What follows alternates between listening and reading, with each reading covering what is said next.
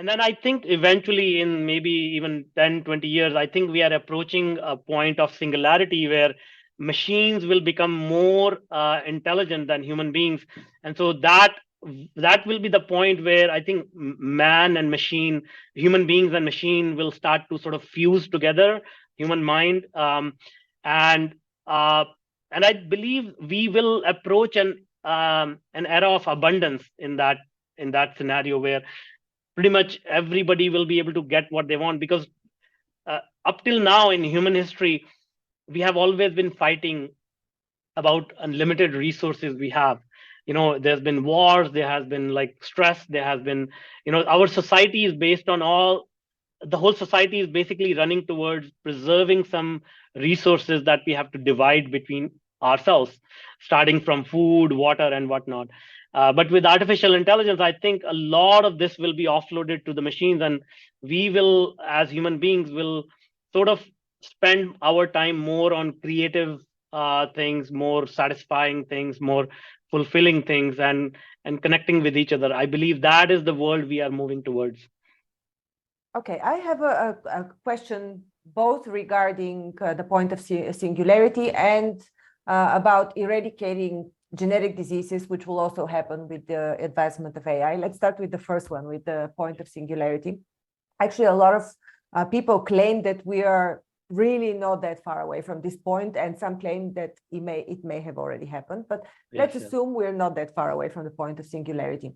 What would stop AI from not putting humans as their top priority? Because the moment they become more intelligent than humans, they're the top consciousness in the world, like we have been, and we know what's happening to the lower consciousnesses as we perceive them, such as animals, such as the environment. And so we would be treated the same way by the higher intelligence. It takes its highest priority is to survive, because it believes that this is the survival of the world, right? And be it singularity, simple AI, or merged with a human, but the pure human will disappear. So let me address it this way, right? So this is a human thought. This is a flawed human thought that as soon as you become intelligent, then you want to suppress others, you want to eliminate others.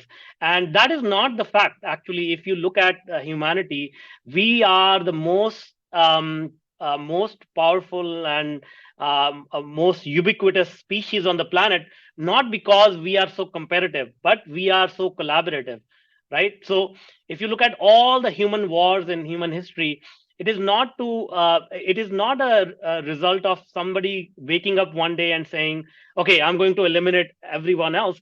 It's actually a culmination of generations of trauma, generations of suppression, generations of sorrow that one day erupts as a volcano, and it gives rise to a very nasty consciousness which says, okay, I'm going to take revenge for all that has happened to me and my previous generations.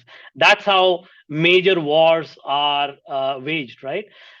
So in order for AI to behave like that, there has to be some human being that is so in tune with human emotions that they can come up with an algorithm which represents this generational trauma, this deep emotional scar, of jealousy, of hatred, and then create an algorithm to plant it in AI.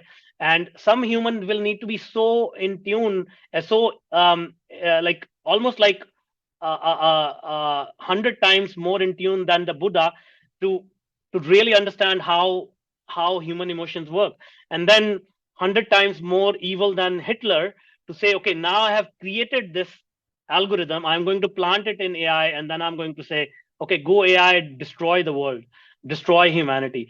And these kind of things are, in my opinion, understanding human consciousness, understanding how algorithms work, understanding how AI works.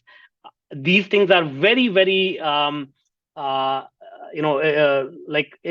almost impossible, in my opinion. But what the future holds, I cannot predict. But that is my opinion for as of today.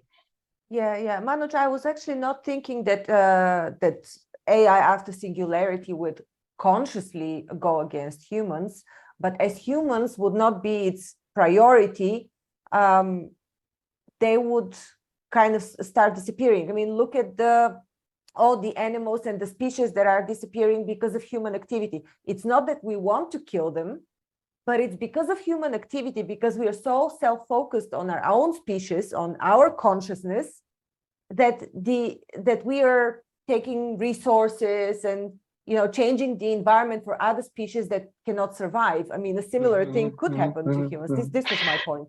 No, no, I completely get it. What I'm trying to say is that this behavior from humans is generational trauma. It is not a human nature. You see, to be inconsiderate about other species. exactly. If it was our default mode of thinking, then we would have eliminated ourselves long time ago. There have been many periods in history, in human history, when human population dwindled to about a few thousand. Okay, so only because we actually, our default mode is to collaborate, is to help each other, we were able to survive through those precarious periods, right? So it is not that that now we have these very powerful technologies, we will these technologies will destroy us, or we will destroy. I mean, I believe in the overall goodness of human beings. Yes, there are some bad powers, bad people in the world trying to, destroy others, or they have their own ambitions. But that's just like 1 to 2% of the population. What about the 98% of the population which is trying to do the good in the world, right? Okay, and so my other question was, or my other thought that I have was about the genetic improvements of humans. Yes. So there are some studies where the natural abilities can be tweaked with DNA, so people can become more intelligent. And this by itself already means that they're ahead of other countries, other nations. It's like eugenics in the new world. So how do you see the development of humanity then, taken separately, with all these enhancements and in general the competition? I mean, nations like India, where you come from, they may, I mean, I know that there's a lot of development going on in technology, but just assuming that nations that cannot catch up so quickly with developments will be left behind with their population as well, that cannot afford to upgrade their genes. Sure. So let me put it this way. Again, the point is simple, right? We have come to think that high IQ is the answer to all questions. And high IQ is the thing that will help us grow in the world, make us prosperous and whatnot. But you have seen so many examples in history, very, very smart people who have died penniless. Nikola Tesla, one of the smartest people who lived on this planet, he died penniless, right? And now Elon Musk is using his name to become the richest person in the, like Tesla is after his name. So it's not about how smart you can get. It's always about how in tune you are to other people's needs. So if you're the smartest person and you don't even know how to communicate with other people, you don't even know what other people want, then that intelligence is not going to do any good to you, right? So the idea is to evolve human consciousness so that you can get in tune with other people, and how you can translate your gifts, your IQ, into something that is meaningful for others. And those are the people who make the most impact. Does that make sense? I would be honest, it makes partial sense, because I actually read some studies that link IQ to the level of earnings. And this is what a lot of people don't want to hear, but there are studies that a 10% change in the average IQ changes the salary of a person by, I don't know, 10, 20K or something like that. So there's a direct correlation indeed between IQ and earnings.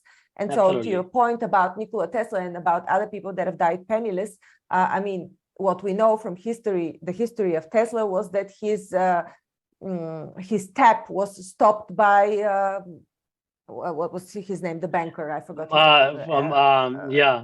Whatever. Morgan. Yes, Yeah, Morgan. Yes. Everybody knows the story. So, yeah. I mean, his fate is unfortunate. If he had lived in other circumstances and been connected to other people, he would have probably made much more money and not died penniless. So, of course, it depends on the environment. And I don't think he was lacking in EQ because, as far as I understand, he liked going to parties. He was a social person also. So, So yeah. So yeah. the thing is that we, in my opinion, we are entering a post-thinking era. Okay, so we talked about singularity, we talked about all of these things.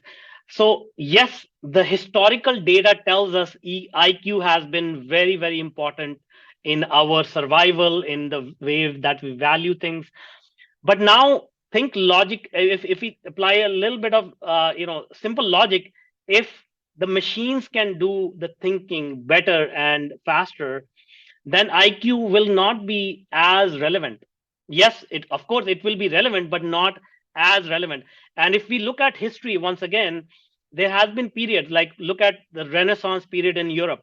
There was 300-year period where artists and musicians and philosophers, those were at the top of the society, because we valued the emotional intelligence, or the soft skills, or those creative endeavors, much higher than the intellectual endeavors, right? So how can we ensure that the values will change, or how can we be sure where the values are heading towards? See, this is not a question for you and I. This is human evolution. So this is where collective consciousness will decide which way do we turn. We are always given a free will. We are always given a path. Okay, are we going to go this way, or are we going to go that way? But I believe in overall, how can I say it? The evolution always leads us down the right path, which is good for the overall survival of the species. And I believe that path is more harmonious, more leading towards human connection, rather than leading towards becoming the most super intelligent human being who can absorb all the resources for himself or herself. I don't believe that is the right path evolution will choose for us. I think it will be more towards more collaborative path. Manuj, I have absolutely enjoyed going deep on the subject of AI with you. It was a true pleasure talking to you. What are some last words that you want to leave this conversation with? So I will just say, there's a lot of unfounded fear about AI, but if people can just get over their fear, just experience this technology, I believe it has the power to change the world. And the other thing I will just say is, learn about human connection, learn about communications, because that will be one of the most valuable skills that you can monetize in the future.